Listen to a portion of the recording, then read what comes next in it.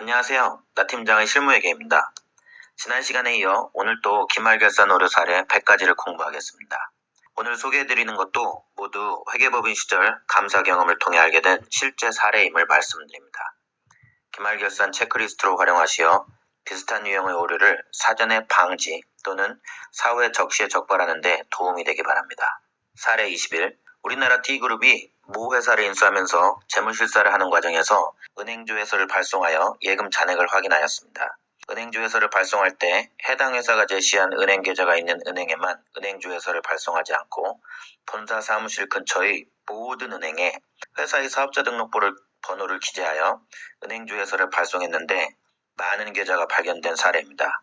휴면 계좌가 대부분이었으나 약간 큰 금액의 예금 계좌도 발견되었습니다. 사례 22. 포크레인 제조회사의 기말재고 실사를 할 때 포크레인은 한 대당 판매가가 최소 3천만 원, 크게는 1억 원이 넘으므로 전수 실사를 합니다.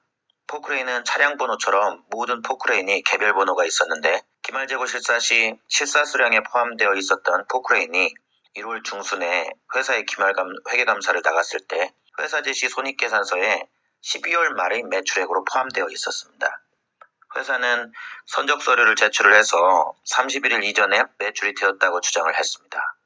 선적 서류를 제출했으므로 어쩔 수 없이 매출로 인정을 했는데 6개월 후 회사 내부감사팀이 내부감사한 결과 영업팀이 실적을 올리기 위해 수출 선적 서류를 위조해서 1월 첫째 주에 선적된 제품을 12월 말에 선적된 것으로 했음이 적발되었습니다. 사례 23. 품질 보증 기간을 제공하는 회사는 제품에 대해 AS 부품, 스페어 파트를 보유하고 있는데 단종된 제품이 보증 기간이 지났는데도 불구하고 AS 부품에 대해 라이트오프를 하지도 않고 재고자산 평가 중단금을 설정하지도 않은 오류. 사례 24. 회사는 원재료나 부품 등을 구매하면서 구매처와 계약서 조건에 의해 1년간 구매한 수량 실적에 비례하여 구매가격 할인을 연말에 결정함, 즉 실적에 따른 리베이트를 받고 있습니다. 그런데 회사가 실적이 안 좋자 실적을 개선하기 위해 내년도 1분기에 구매할 물량에 대해 받을 리베이트를 12월 말에 어크루얼을 잡으면서 단기 매출 원가의 감소로 회계 처리를 했습니다. 이는 구매팀이 회계를 모른다기보다는 분식이라고 보입니다. 자산 계정에 인보이스 없이 어크루얼로 회계 처리하는 것이 있다면 일단 전문가적 의구심을 가지고 팩트 파악을 정확히 해야 할 것입니다. 사례 25. 토지 취득세를 세금과 공과로 분류한 오류. 자산의 취득 과정에서 납부하는 취득세, 등록세 등은 자산의 취득원가에 가산하는 것이라는 것을 중고회계 교과서에서 배웁니다. 회사가 취득세를 세금과 공과로 회계처리를 했는데 회계사가 회계감사 시 세금과 공과의 증가 원인을 회사 담당자에게 인터뷰를 통해 파악을 했으나 이를 감사 발견사항으로 제시하지 않고 그대로 조서의 인터뷰 내용만 기재하고 지나갔습니다. 그 다음에 제가 해당 회사 감사 매니저를 담당하게 되어 이를 발견하고는 무척 난감했던 기억이 납니다. 사례 26. 우리나라 모기업이 다른 회사로부터 사업부를 인수하면서 해당 사업부에 사용되고 있는 기계장치를 대량으로 인수하고 인수한 회사의 SAP 시스템에 등록을 하는데 대부분이 사용하고 있던 중고자산이므로 중고자산 내용연수를 시스템에 입력해야 했으나 IT 직원분들이 내용연수를 모두 표준 내용연수, 즉 신규자산 내용연수를 시스템에 입력을 해서 인수한 이후 감가상각비가 거의 절반으로 줄어들게 된 오류입니다. 사례 27. 유형자산에 대해 자본적 지출에 해당하는 것에 대해서만 단기 비용 처리하지 않고 자본화해야 하나 수선비에 대해서도 금액이 300만 원이 넘으면 무조건 자본화하여 수익적 지출에 해당하는 것에 대해서도 자본화한 오류입니다. 사례 28. 연구소를 평택에서 기흥으로 이사를 하는데 시험연구용 기계장치 이사 비용을 기계장치 자본적 지출로 회계 처리한 오류. 신규 자산의 취득 운임은 자본적 지출 대상이 되지만 이미 사용하고 있던 중고자산을 이동하는 것에 대해서는 자본적 지출로 회계 처리를 할 수 없습니다. 사례 29. 제품 보증 충당 부채를 매출액 대비 품질 보증 비용 과거 경험률에 의해 매출액 회계 처리 시점에 어크루얼로 회계 처리를 해야 하는데 매출이 발생한 시점에 회계 처리하지 않고 품질에 대한 클레임이 실제로 발생하여 고객에게 보상하는 시점에 회계 처리하는 오류. 이는 발생주의가 아니라 현금주의라 할 수 있습니다. 고객으로부터 품질 클레임이 발생하면 협력업체와의 계약에 의해 품질 비용의 일정 비율만큼 협력업체가 분담하기로 해서 회사는 반대 청구권이 있는데 케어프레스에 의하면 제품 보증 충당 부채와 반대 청구권인 채권을 각각 총액으로 기재하도록 하고 있으나 회사는 순액으로 해서 부채만을 계산하고 있는 오류. 제품 보증 기간이 장기인 경우가 대부분이므로 충당 부채를 현재 가치로 평가하도록 케어프레스가 규정하고 있으나 현재 가치 평가하지 않은 오류. 사례 30. 회사채, 장기 차입금 등 장기 부채에 대한 유동성 대체를 하지 않고 BS를 증선위와 회계감사인에게 제출하는 오류. 사례 31. 외국계 회사의 한국 자회사가 매니지먼트 서비스 피, MSF, 로열티 등 인터컴퍼니 빌링에 대한 회계 처리를 할 때 모회사에서 지정해주는 환율을 적용하여 회계 처리를 하는데 하필이면 환율이 소수점이 딱 떨어지는 깨끗한 숫자가 아닌 10 나누기 7이어서 소수점 이하 자리가 끊임없이 이어지는데 회사 담당자가 소수점 두 자리에서 끊어서 적용하는 바람에 금액 차이가 크게 나타난 경우. 사례 32. 미사용 연월차에 대한 보상액을 부채로 회계 처리해야 하는데 많은 회사들이 회계 처리 시기를 1년 늦게 해왔습니다. 이에 따라 약 5년 전쯤에 금감원이 회계 처리 지침을 공표하기에 이르렀습니다. 그러나 아직도 많은 회사들이 회계 처리를 1년 늦게 하고 있습니다. 종업원이 1년을 근무하면 연월차가 일정 날짜만큼 발생합니다. 예를 들어 한 달 근무에 월차 하루가 발생하면 1년이면 12일이 발생하는데 그 다음에 1년 동안 12일을 사용하지 않으면 그 중에 미사용한 날짜에 대해 돈으로 지급하는 회사들이 많습니다. 이럴 경우 과거에는 대부분의 회사들이 1년차 말에는 회계처리를 하지 않고 그 다음에 말에 가서 미사용 월차에 대해 지급해야 할 돈이 확정이 되는 시점에 부채로 회계처리를 했습니다. 그러나 이는 올바른 회계처리가 아니며 종업원이 근무하여 월차가 발생하는 시점인 1년 말에 회계처리를 하는 것이 올바릅니다.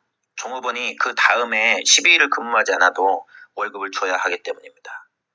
그래서 우리는 유급휴가라고 부릅니다.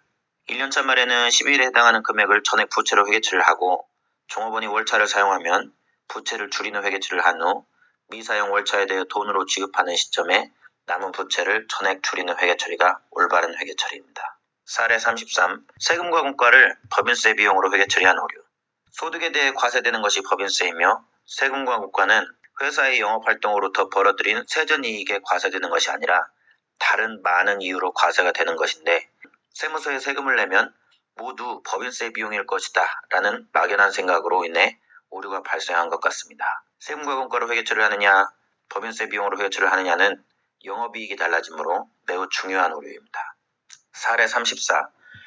서울 모터쇼 주관업체에 지급하는 참가비 또는 후원비, 광고 행사비인데 행사가 시작되기 3개월 전에 선급을 하고 선급금으로 회계처리를 했으나 모터쇼 행사가 완료된 기말 시점에서도 여전히 선급금을 광고비로 비용 처리하지 않고 있는 오류. 선급금, 선급비용은 단기말 명세서만 검토하지 말고 단기말과 전기말 명세서를 대조 확인하면 2년 동안 동일한 항목에 대해 동일한 금액이 나타난 오류, 즉 비용으로 처리를 했어야 했으나 회계 처리를 누락한 오류를 종종 발견할 수 있습니다. 사례 35. M&A 시 발생한 법률 자문 수수료 등을 영업권으로 회계 처리한 오류.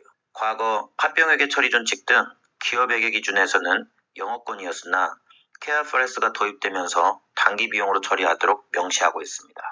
사례 36. 자회사 미배당 이익에 대한 이연법인세 계산 시에는 해당 자회사가 소재한 국가와 한국 간 조세조약에 의해 자회사가 납부한 현지 법인세액에 대해 외국 납부세액 공제가 되는 경우 해당 비율만큼을 자회사 미배당 이익에 대한 이연법인세 계산 시 한국 법인세율에서 차감하여 이연법인세를 낮게 계산을 해야 합니다.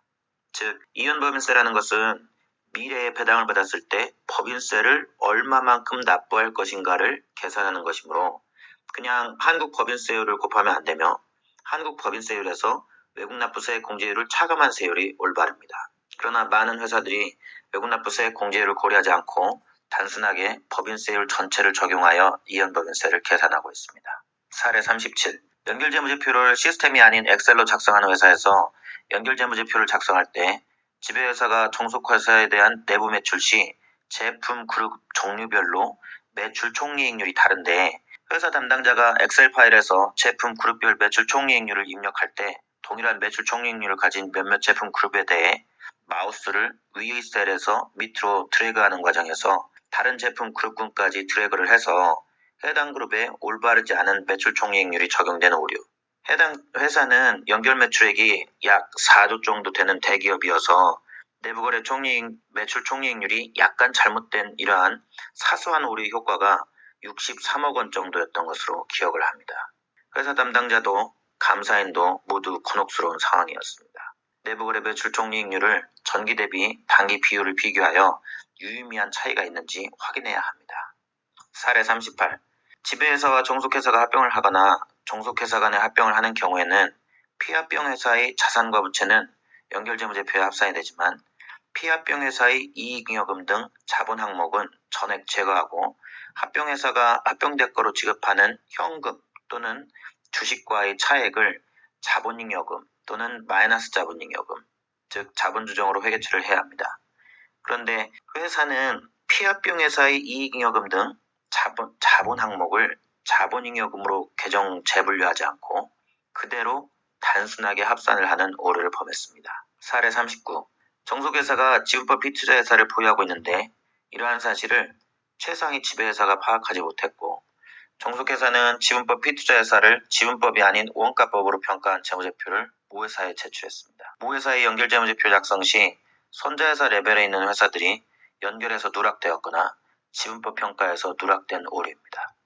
사례 40. 어떤 기업이 연결재무제표 작성을 시스템에서 하지 않고 엑셀로 하고 있어서 내부거래 매출 매입을 제거를 할 때 필요한 계열사 간 내부거래 현황을 모든 연결대상 종속회사들로부터 엑셀 템플릿으로 받아서 연결을 하고 있었습니다. 모회사가 자회사의 연결재무제표를 작성하는 달의 월 말에 매출한 600억을 모회사도 내부거래 현황에서 누락하고 자회사도 월 말에 매출이 이루어져 정보를 늦게 받아 누락을 해서 둘 다 내부거래 현황표에서 누락을 하는 바람에 내부거래 매출 및 매출원가가 600억 원씩 제거되지 않아 외부 매출 매출원가가 각각 600억 원씩 과대 계상된 오류입니다. 12월이 되었습니다. 한 해를 잘 마무리하기 위해 송년회를 자주 하시겠지만 기말결산이 한 달밖에 남지 않았으므로 주말마다 운동을 해서 체력을 길러두는 것이 필요한 때입니다. 다음 강의에서도 기말결산 오류 및 회계분식 사례를 같이 공부하고 싶은 분들은 구독, Q를 눌러주세요. 감사합니다.